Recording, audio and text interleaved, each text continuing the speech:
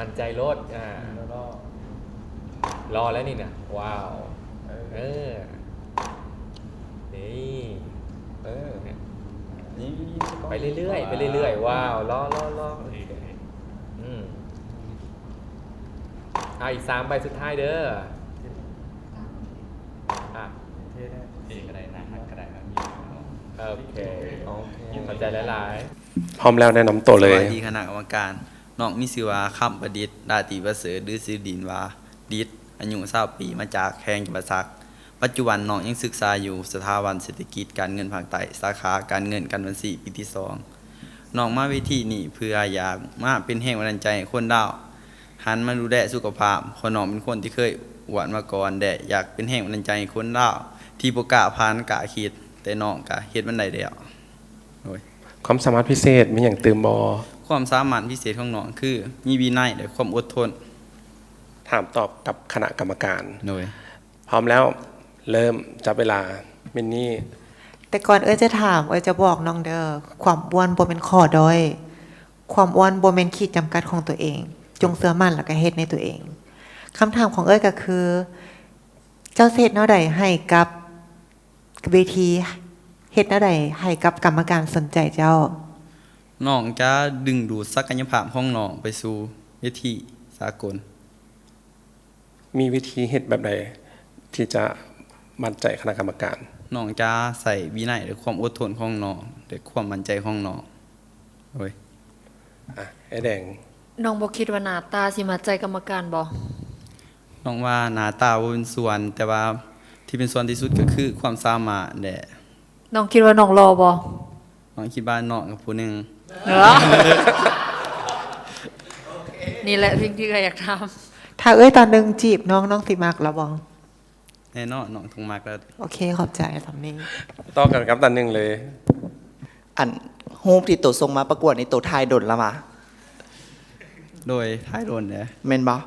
อยากบอกว่าคันสิประกวดอีหยังอีกะยาบ่ให้ใส่รูปนี้เพราะว่ารูปน่ะบ่รอเลยแต่ว่าตัวจริงตัวรอหลายโดยขอบใจสำหรับคำแนะนำเป็นความในใจของเด้อโดยคำถามจากไอซุกิเห็นเจ้าว่าเนาะกำลังศึกษาอยู่ที่คณะบัญชีการเงินเนาะอยากถามว่าเห็นเขาเจ้าว่าเนาะเงินซื้อทุกอย่างบ่ได้แต่ว่าทุกอย่างต้องใส่เงินเจ้าคิดแนวใดกับคำนี้น้องมาเป็นความจริงเพราะว่าทุกอย่างต้องใส่เงินบ่ว่าสิไปใส่ถ้าเฮาบ่มีเงินคนอื่นอาจสิบ่เห็นค่าเฮาบ่ว่าแต่พี่แต่น้องโดยอีก15วิมีผู้15 วินาที10 วินาทีสุดท้ายนอกจากความหล่อความสูงแล้วน้องคิดว่าน้องจะสามารถชนะคนอื่นได้แนวไหนน้อง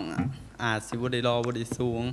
แต่น้องอาจจะมีศักยภาพและวินัยความอดทนของน้องหมดเวลาพอดีบ้าน้องทั้งรอทั้งสูงมาคีย์เวิร์ดหน้าใหม่ดีกว่าคีย์เวิร์ดของน้องแมนบุคคลต้นแบบ role model 30 วินาทีจับเวลาหน่วยการที่เป็นต้นแบบที่ดีก็คือเขียนให้สังคมรู้ว่าเฮาเป็นคนหนึ่งที่เป็นต้นแบบให้สังคมและเป็นใจเย็นเฮ็ดให้สังคมรู้ว่าเฮาเป็นคนที่มีศักยภาพดึงดูด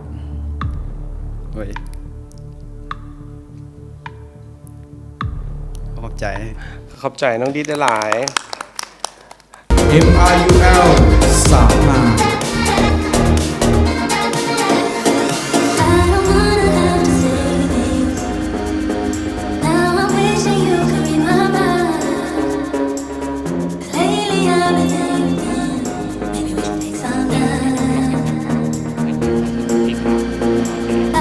MRUL 35น้องดิษคำประดิษฐ์ลัทธีประเสริฐตัวแทนนำเสนอแขวงเซกองขอเชิญบับบี้ยุพรัตน์เพชรธานีมอบสายสะพายมิสเตอร์โกลบอลลาวส์